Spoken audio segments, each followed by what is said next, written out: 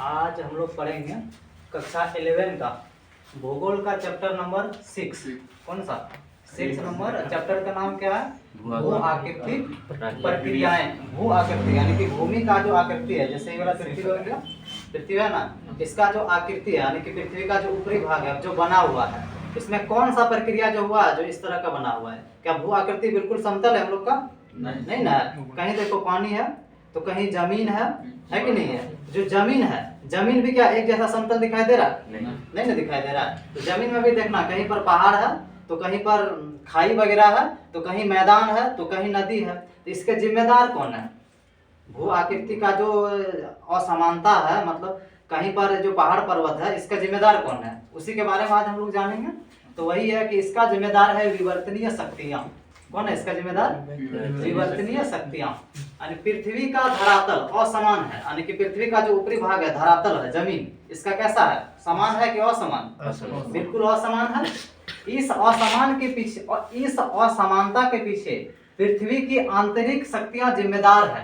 यानी कि ये जो असमानता है ना, इसका जिम्मेदार कौन है? पृथ्वी का आंतरिक शक्ति, यानी कि पृथ्वी का अंदर जो शक्ति है वही जिम्मेदार है। हम लोग कुछ किए हैं क्या इसमें? हम लोग नहीं गए हैं इसको पहाड़ बनाने के लिए, खाई बनाने के लिए, नदी बनाने के लिए। हम लोग का कोई जिम्मेदार नहीं है। मानव का है जिम्मेदारी इसमें? नहीं है। इसका जिम्मेदार कौन है? खुद पृथ्वी है और इसका आंतरिक शक्तियां जिम्मेदार है। ठीक है, जो कुछ भी पृथ्वी के ऊपर में किया है सब इसी ने किया है। तो वही है कि इस पृथ्वी की आंतरिक शक्तियां इसका जिम्मेदार है। ये शक्तियां स्थल मंडलीय प्लेटों को गतिमान करती है। कि पृथ्वी का जो संरचना है वो प्लेट से हुआ है।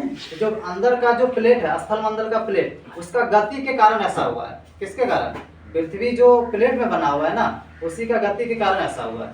ठीक है, ये शक्तियां स्थल मंडलीय प्लेटों को गतिमान करती है, जिससे धरातल पर विभिन्न स्थल रूपों की रचना होती है और पृथ्वी का धरातल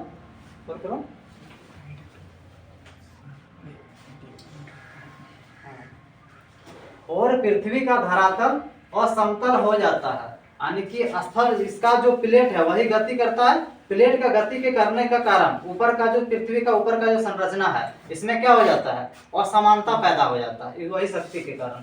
ठीक है, इन शक्तियों को विवर्तनीय शक्तियां कहा जाता है। यानी कि इसका अंदर का जो शक्ति है उसी को क्या बोला जाता है? विवर्तनीय शक्तियां। ऊपर करो। पृथ्वी का धरातल ज्यों ही असमतल होता है, सूर्य की शक्ति से उत्पन्न बाहिर जनिक शक्तियां तोड़फोड़ कर तथा घिस कर समतल करने का प्रयास करती है। यानी कि पृथ्वी का आंतरिक शक्ति जैसे ही अंदर में कोई कार्य करता है, जैसे पहाड़ पर्वत का निर्माण कर दिया, कहीं खाई का निर्माण कर दिया, तो उसको समतल करने के लिए पृथ्वी का बाहर में जो शक्तियां हैं, जैसे सूर्य वगैरह, पानी वगैरह, वो पूरी ताकत लगा के उसको समतल करने का प्रयास करता है। समझ में आया? यानी कि जो अंदर वाला शक्ति जो पृथ्वी का ऊपरी भाग को बिगाड़ता है, तो उसको फिर से समतल करने का काम क्या करता है?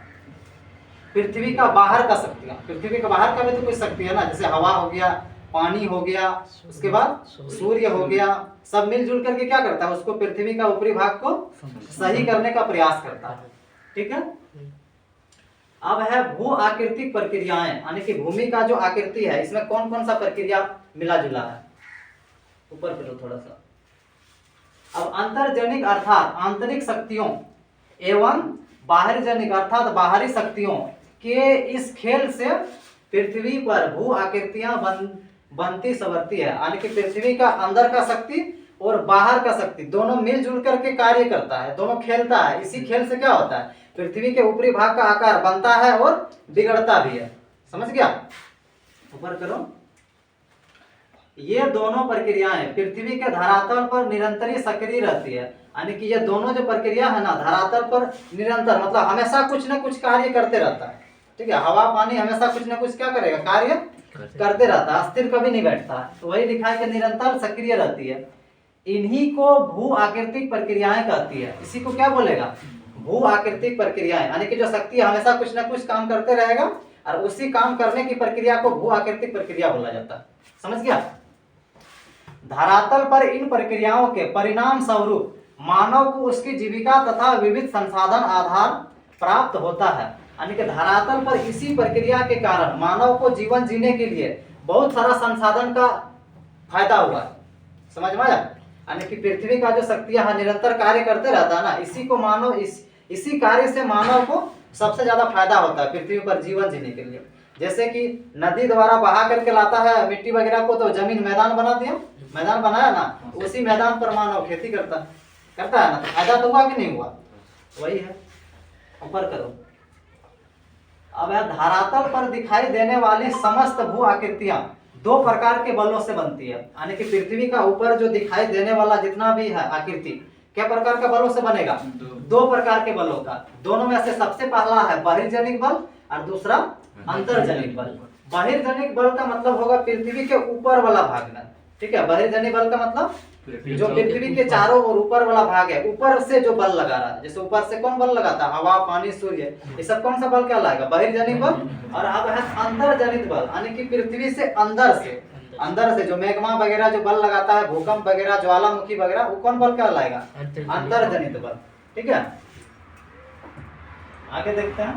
अब है अंतर्जनित शक्तियां धरातल को उठाती रहती है और बाहर जनित शक्तियां लगातार उन्हें समतल करती रहती है, यानी कि पृथ्वी का अंदर जो मैग्मा वगैरह है वो क्या करता है, बल लगाएगा, और बल लगाने के बाद पृथ्वी के हमेशा एक भाग को उठाते रहेगा इधर उधर, कहीं पहाड़ बना दिया तो कहीं खाई बना दिया, करते रहता है ना। मान लो जैसे पहाड़ बना दिया ऐसे ऐसे करके पहाड़, तो इसी पहाड़ को बाहर का शक्तियां जैसे हवा, पानी मिल करके इसको तोड़ तोड़ के समतल, जहां मान लो यहाँ गड्ढा था कहीं पर, यहाँ कहीं पहाड़ है, तो यही वाला पहाड़ को शक्तियां तोड़ तोड़ के क्या करता है, गड्ढा को भर करके पूरी तरह से समतल कर देता है, यानी कि जमीन का अंदर वाला भाग उसको ऊपर कर देता है, अंदर का बल, और बाहर वाला शक्ति उसको समतल करने का कार्य करती है। समझ गया? ऊपर करो। नोट, इस अध्याय में हम विशेष रूप से बाह्य प्रक्रियाओं और अनाच्छादन, अपरदन, विरहत, संचलन आदि का अध्ययन करेंगे। यानी कि इस अध्याय में हम लोग क्या चीज के बारे में अध्ययन करेंगे, पृथ्वी के बाहर का शक्ति का, यानी कि पृथ्वी का जो ऊपरी भाग वाला है ना, ऊपर से लगाने वाला शक्ति के बारे में सिर्फ जानेंगे, अंदर के बारे में इसमें नहीं जानना है, सिर्फ ऊपर के बारे में ज्यादातर जानना है। अब है अनाच्छादन। ऊपर करो। विभिन्न बाह्यजनिक भू आकृति प्रक्रियाओं जैसे, यानी कि बाह्यजनिक भू आकृति, यानी कि पृथ्वी का ऊपर वाला जो भाग है उसी का आकृति क्या होता है, भू आकृतिक प्रक्रियाओं जैसे अपक्षय हो गया, विरहत क्षरण हो गया, संचलन, अपरदन, परिवहन आदि के कारण धरातल की चट्टानों का ऊपरी आवरण हट जाता है। यानी कि ये सब जो शक्ति है, ये सब जो प्रक्रिया है, यही प्रक्रिया के कारण पृथ्वी का धरातल का ऊपर का जो क्या है, चट्टान वगैरह, पृथ्वी के जो ऊपर वगैरह के चट्टान है ना, पहाड़ वगैरह है ना, इसी पर बल लगता है और आवरण हट जाता है, यानी कि पहाड़ का चट्टान धीरे धीरे टूट करके क्या हो जाएगा, हट जाएगा। इसे ही अनाच्छादन कहते हैं। समझ गया?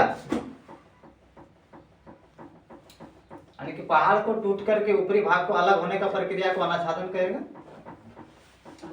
अब है अपक्षय। अपक्षय का मतलब है, अपक्षय उस यांत्रिक, रासायनिक व जैविक प्रक्रिया को कहते हैं जिसके कारण सेलें एक ही स्थान पर टूटती फूटती व अपघटित होती रहती है। अपक्षय यानी कि मान लो पत्थर है, ये वाला पहाड़ है, ये पहाड़ था, समझ गया? अब पहाड़ का जो पत्थर है ये कहीं जा रहा है या आ रहा है, कहीं से नहीं ना जा रहा है, एक ही जगह पर है। तो यही वाला पत्थर पर जैसे सूर्य का रोशनी हो गया, सूर्य का रोशनी से क्या होगा, पत्थर रोज गर्म होता है, फिर ठंडा होता है, फिर गर्म होता है, फिर ठंडा होता है, जिसके कारण पत्थर क्या होगा, अपनी जगह पर धीरे धीरे टूटने लगता है। क्या होने लगता है? टूटने लगता है। उसी को बोला जाता है अपक्षय। समझ गया?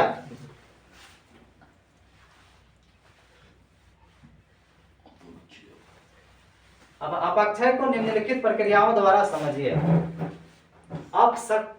क्या है? अपसल्कन, दूसरा संकुचन व विस्तारन, और तीसरा है हिमकरण व तुषार वेडिंग। पहले अपसल्कन के बारे में पढ़ते हैं। अपसल्कन, अपक्षय की इस प्रक्रिया में चट्टान की परतें प्याज के छिलके की तरह उतरती है। मतलब पत्थर का क्या होता है, चट्टान का मतलब जो भाग है, मान लो जो पत्थर है वो प्याज के छिलके, प्याज देखता है एक परत के बाद एक परत, जैसे पहला एक परत हो गया प्याज में, फिर दूसरा इस तरह रहता है ना। तो चट्टान मान लो वाला पत्थर है, चट्टान है, तो सबसे पहले सूर्य का रोशनी ऊपर वाला भाग में लगेगा कि नीचे वाला में? ऊपर वाला में ना। जैसे जैसे सूर्य का रोशनी या बाहर का शक्ति इस पर लगते जाएगा, वैसे वैसे कमजोर होकर के एक एक परत टूट के अलग होते जाएगा। टूटा कमजोर हो गया, हवा वगैरह उड़ा के इधर ले गया, पानी वगैरह बहा के इधर ले गया, फिर ये वाला कमजोर हुआ, फिर बहा करके इधर ले गया। समझ गया? तो वही दिया हुआ कि अपाक्षय की इस प्रक्रिया में चट्टानों की परतें प्याज के छिलके की तरह उतरती है, यानी कि प्याज के छिलके की तरह धीरे धीरे क्या होता है, उतरता है।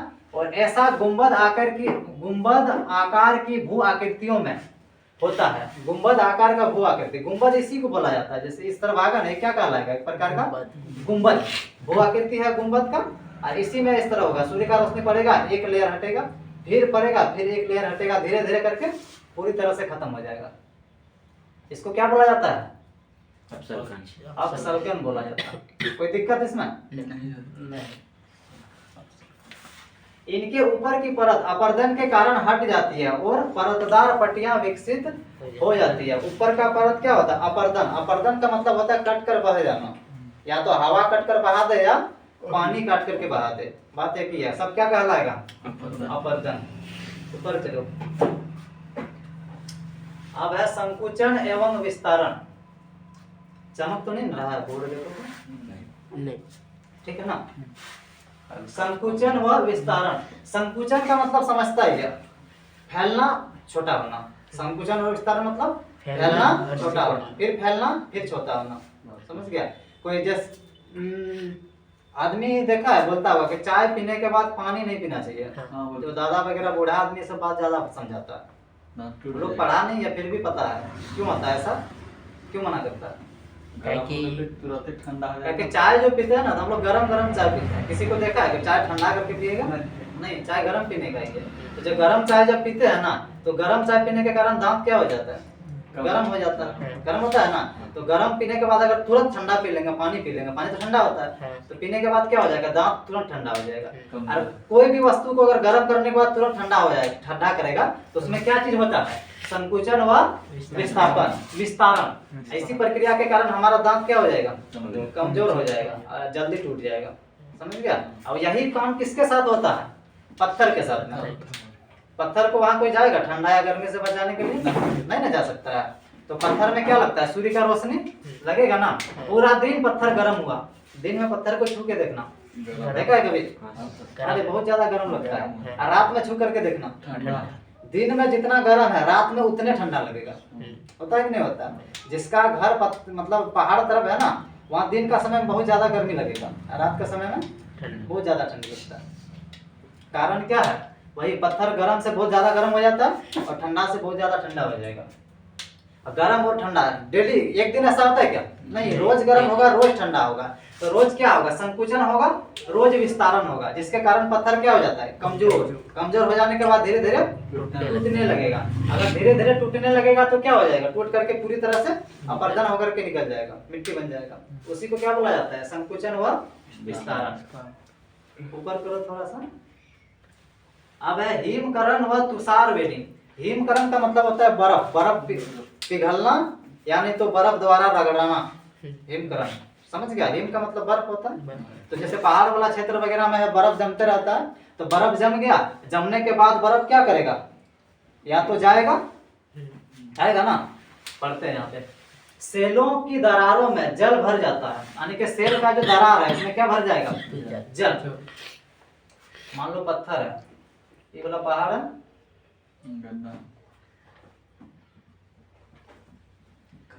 पहाड़ है नहीं वाला, तो यहाँ जैसे दरार है ना यहाँ पे, और भी कहीं कहीं देखना पत्थर फटा हुआ रहता है, दरार इस तरह रहता है ना। मान लो यहाँ गड्ढा है, तो यहाँ क्या हो जाएगा, पानी भर गया इतना दूर तक, पानी भर गया ना इस तरह।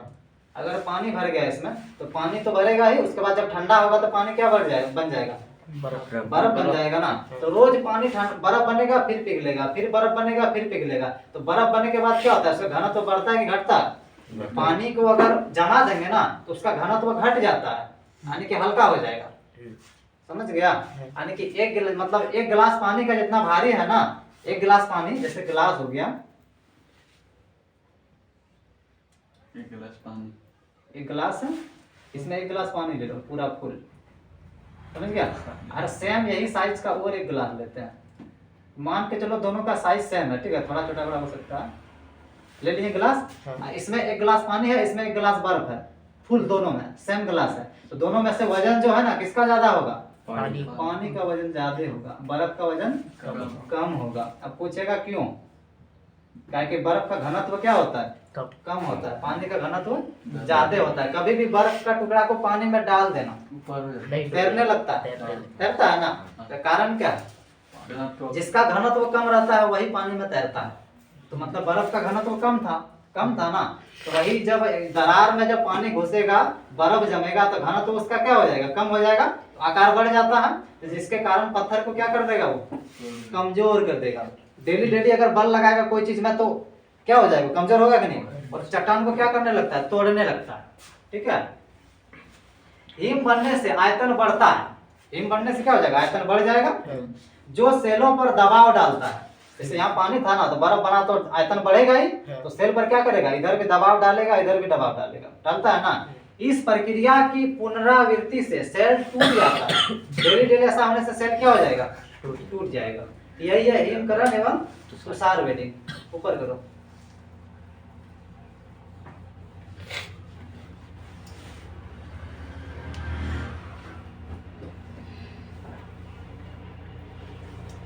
अगला अब है अपक्षय।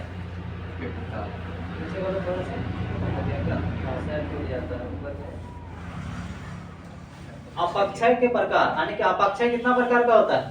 दो प्रकार का। पहला है रासायनिक अपक्षय, दूसरा भौतिक अपक्षय। रासायनिक अपक्षय और भौतिक अपक्षय में क्या अंतर है?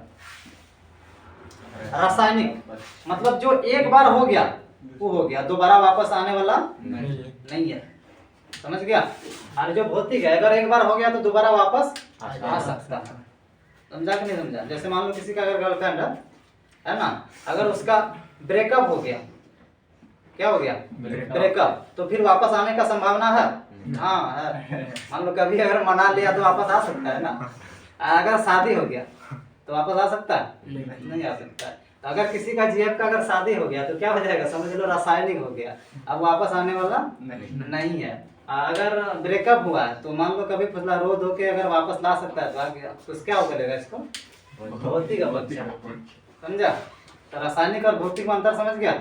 रासायनिक से दोबारा वापस नहीं ला सकते हैं उसको उस तरह में, और भौतिक में वापस ला सकते हैं। ठीक है।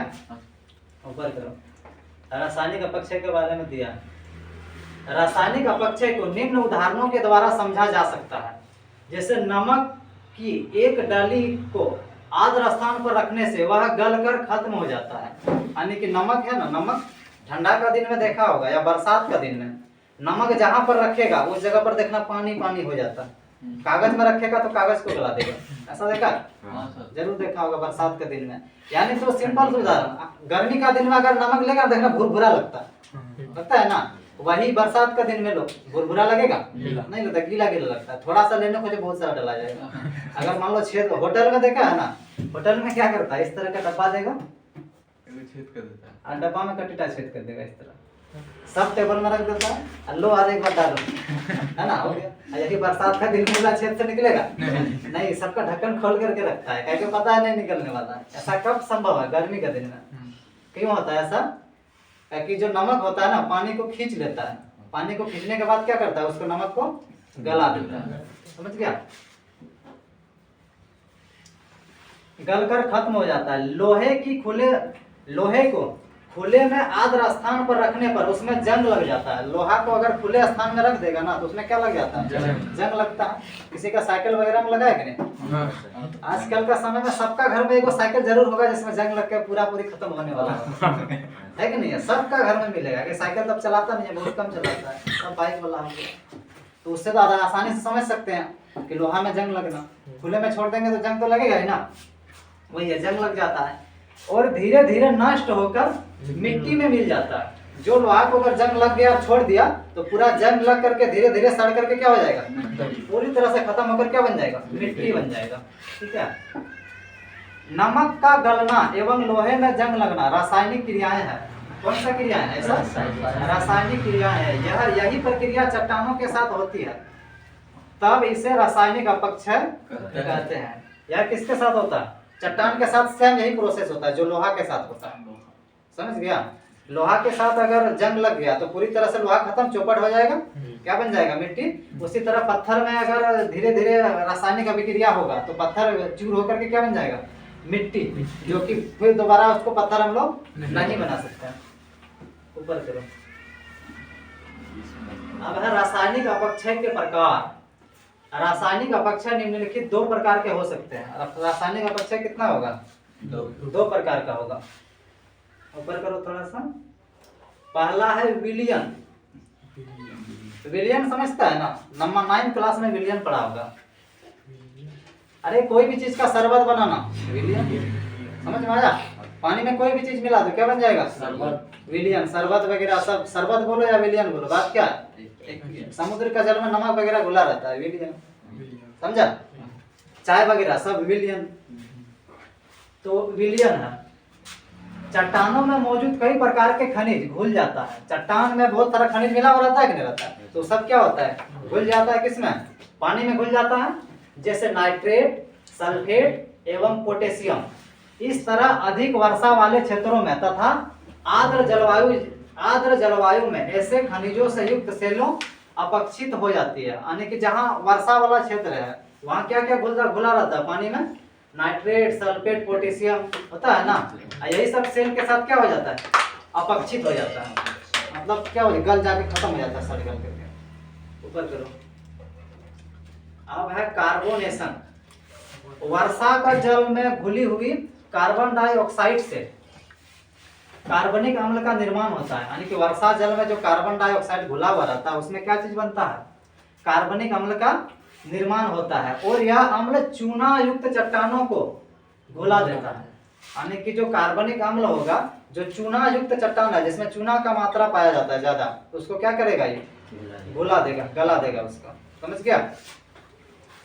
अब ऊपर करो थोड़ा सा। अब है जल योजन। जल योजन, कुछ चट्टानें जैसे कैल्शियम सल्फेट जल को सोख लेती है। यानी कि कुछ चट्टान ऐसा होता है जल को क्या करता है, अपनी ओर खींच लेता है, सोख लेता है। सोखने वाला पदार्थ देखा, जैसे रुई वगैरह हो गया, रुई को हल्का पानी में डुबा के रखो, धीरे धीरे देखना पानी को खींचने लगता है, ऐसा देखा है। पूरा रुई देखना भीग जाएगा, तो मतलब क्या हो, पानी को पूरी तरह से सोख लेता है, समझ गया। जैसे कि चमड़ा में देखा होगा, पहले जमाना में जो आदमी ढोल बनाता था तो चमड़ा में नमक मिला करके उसको सूखने देता था, देखा है तुम लोग, नहीं देखा है, हम लोग देखे हैं। मतलब जो ढोल वगैरह आता था ना, पहले चमड़ा का ज्यादा आता था, तो चमड़ा में नमक मिला के धूप में सूखने देता था। तो होता क्या था कि चमड़ा का अंदर का जो पानी है ना, वो नमक सोख लेता था, ऊपर निकाल देता था, समझ गया। और जब ऊपर निकाल गया तो सूर्य का रोशनी उसको सुखा देता था। अच्छा, ये तो नहीं देखा, अचार तो जरूर देखा होगा ना। अचार जब सूखने देता है तो क्या अचार में नमक पहले मिलाता है, आम में मिलाता है कि नहीं मिलाता। आम में पहले नमक और हल्दी मिला करके देता है सूखने के लिए। क्यों देता है नमक मिला के सूखने, ताकि आम का अंदर का जो पानी है ना, नमक सोख लेता है, ऊपर निकाल लेता है, ठीक है। और ऊपर वाला पानी को क्या सुखा देगा, सूर्य, ठीक। तो उसी तरह पानी को कौन सोखता है, कैल्शियम सल्फेट जल को क्या करेगा, सोख लेता है और फैलकर कमजोर हो जाती है तथा बाद में टूट जाती है। यानी कि कैल्शियम सल्फेट जो है जल को अपने अंदर खींच लेगा, खींचने के बाद वो क्या हो जाएगा, धीरे धीरे कमजोर हो जाता है, कमजोर होने के बाद टूट जाएगा। ऊपर करो। अब अगला है ऑक्सीकरण। ऑक्सीकरण, लोहे पर जंग लगना ऑक्सीकरण का अच्छा उदाहरण है। लोहा पर अगर जंग लग रहा है ना, तो किसका उदाहरण है, ऑक्सीकरण का सबसे अच्छा उदाहरण। चट्टानों के ऑक्सीकरण गैस के संपर्क में चट्टानों के ऑक्सीजन गैस के संपर्क में आने से, यानी कि जो चट्टान है ना, ऑक्सीजन गैस जानता है ना, ऑक्सीजन जिसको हम लोग सांस लेते हैं, उसी का संपर्क में आने से यह प्रक्रिया होती है। यानी कि जो चट्टान है अगर ऑक्सीजन गैस का संपर्क में आया तो उसमें कौन सा प्रक्रिया होगा, ऑक्सीकरण का प्रक्रिया, ठीक। यह प्रक्रिया वायुमंडल एवं ऑक्सीजन युक्त जल के मिलने से होती है। यह प्रक्रिया किसके किसके साथ मिलने से होगा, वायुमंडल और ऑक्सीजन युक्त जल के मिलने से होता है। अब हम लोग पढ़ेंगे भौतिक अपक्षय। भौतिक अपक्षय बारे में बताए थे, दोबारा वापस हम लोग ला सकते हैं। भौतिक अपक्षय के कारण चट्टानें छोटे छोटे टुकड़ों में टूट जाता है। भौतिक अपक्षय के कारण क्या होता है, चट्टान छोटा छोटा टुकड़े में टूट जाता है, लेकिन बदलता नहीं है, गुण वही रहेगा। मान लो जैसे लोहा मान लो कोई पत्थर है, पत्थर का टुकड़ा है, ठीक है। कहीं से कोई चीज से टकराया, यानी तो पानी उसको बहा करके यहाँ से यहाँ ले गया, और ले जाने के बाद ये क्या हो गया, दो भागों में टूट गया। ये पत्थर था ना, तो कोई चीज के कारण आया, टकरा करके दो भागों में टूट गया। तो पत्थर का सिर्फ दो टुकड़ा हुआ है, इसका कुछ गुण वगैरह बदला है? नहीं बदला, ये तो पत्थर ही है ना, है कि नहीं है? तो इसी को बोला जाता है भौतिक। क्या बोलेगा इसको? भौतिक अपक्षय। भौतिक अपक्षय के कारण चट्टाने छोटे छोटे टुकड़ों में टूट जाता है। टूट गया जिनके लिए गुरुत्वाकर्षण बल, कौन सा बल इसका जिम्मेदार होगा? गुरुत्वाकर्षण बल। तापमान में परिवर्तन, शुष्क एवं आर्द्र परिस्थितियों का अदल बदल कर आना जैसे के कारक जिम्मेदार है। इसका कौन कौन जिम्मेदार है इसको तोड़ने के पीछे? गुरुत्वाकर्षण बल, उसके बाद तापमान में परिवर्तन, उसके बाद शुष्क एवं आर्द्र परिस्थितियों का अदल बदल कर आना जिसके कारक जिसका जिम्मेदार है। अब है भौतिक अपक्षय का प्रकार, ऊपर कीजिए इसको।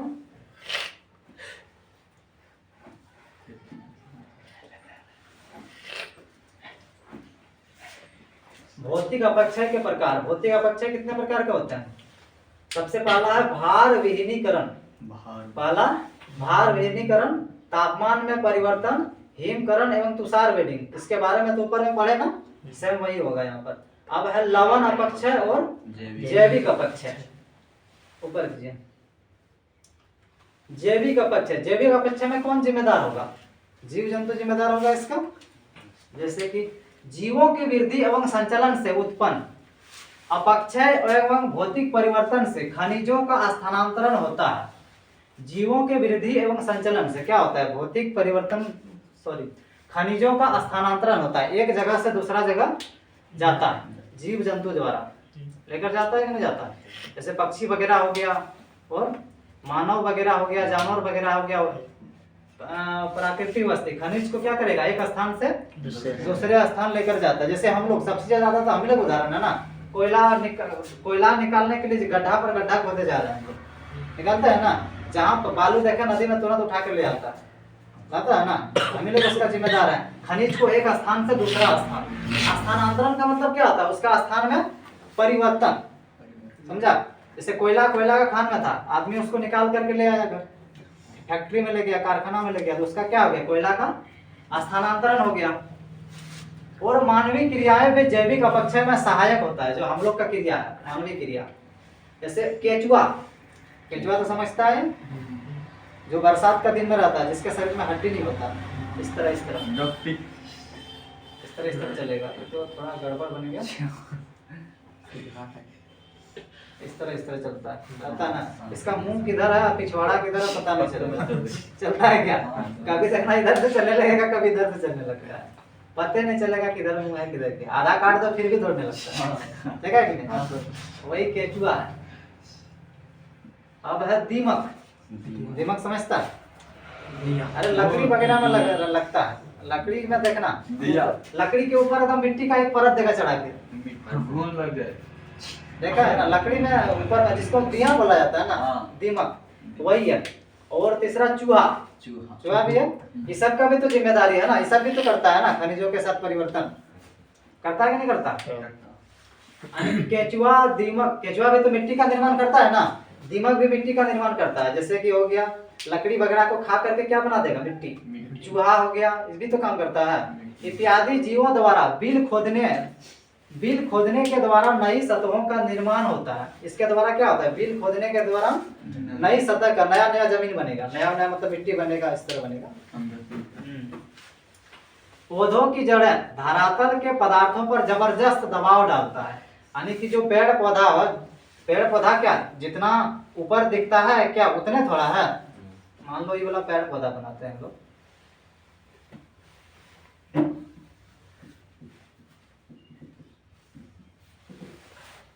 दिख रहा है तो पेड़ हो गया। तो क्या पेड़ इतने ऊपरे में है गली? नहीं ना, जितना इसका ऊपर है लगभग नीचे में भी उसी तरह इसका जड़ पाया जाता है, बहुत सारा अंदर में जड़। क्योंकि इतना भारी भरकम पेड़ किसके सहारे है? जड़ के सहारे। बहुत मजबूत जड़ रहता है नीचे में। जो नीचे में जड़ है तो जड़ क्या मिट्टी पर दबाव नहीं डालेगा? 10 किलो का कोई माथा में बोझ लेकर के बैठना या फिर खड़ा रहना, कैसे लगेगा? लगेगा जमीन में धंस जाएंगे, लगेगा कि नहीं? अगर जमीन मजबूत नहीं है तो सच में धंस जाएगा। बालू में चलो 10 किलो वजन लेकर के, कितना 100 फीट जाने में हालत खराब हो जाएगा, जितना खाया सब पच जाएगा, समझा? तो क्या हम लोग का 10 किलो में वो हाल है, तो इसका सोचो क्या हाल होता होगा पेड़ पौधा का। कहाँ पर? जमीन में कितना दबाव डालता होगा, डालता है ना। तो जो दबाव डालता है मिट्टी पर भी तो दबाव डाल मतलब लगता है ना। तो वही दिया है, पौधों की जड़ें धरातल के पदार्थ पर क्या करती है? जबरदस्त प्रभाव डालती है तथा उन्हें यांत्रिक ढंग से तोड़कर अलग कर देता है। आंतरिक ढंग से तोड़कर क्या करता है? धीरे धीरे अलग करने लगता है। इसलिए जहाँ पेड़ पौधा है ना, वहाँ का मिट्टी देखना थोड़ा दूसरे तरफ हो जाएगा कुछ दिन में, वही हो गया, अलग कर देता है।